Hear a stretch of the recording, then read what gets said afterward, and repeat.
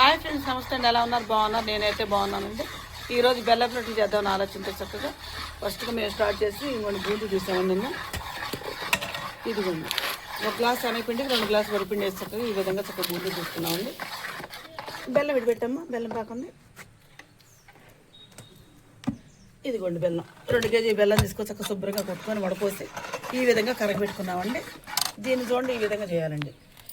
ఇదిగోండి ఇట్లా 2 గరిటెలు పోసి చక్కగా పాకం వచ్చినట్టు తిప్పాలండి. ఇదిగోండి 2 గరిటెలు పోసి చక్కగా పాకం వచ్చినట్టు అది తిప్పాలండి మంచిగా. అది పాకం వచ్చిన తర్వాత మనం ఇది పోసామనుకోండి, పోసి దగ్గరికి వచ్చేస్తాం. దీన్ని వచ్చినమ్మా చక్కగా దోశలు పోతే చక్కగా మనం చక్కగా ఇది అవుతాయండి. ఇదిగోండి పాకం వచ్చేసింది. ఈ పాకంలో దీన్ని ఇట్లా పోయాలండి. చక్క పాకం మొత్తం కలిసేటట్టుగా ఈ విధంగా అట్ల కాడబడి తిప్పేసుకోవాలి.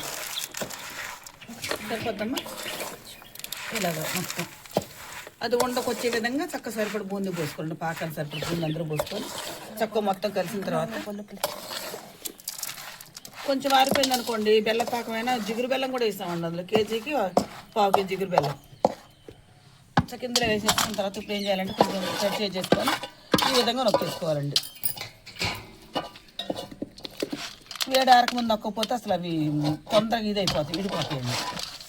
కానీ సెగ్గద పాకంతో ఉండబట్టి చేయమట్టి పాక పట్టలేకపోతుంది.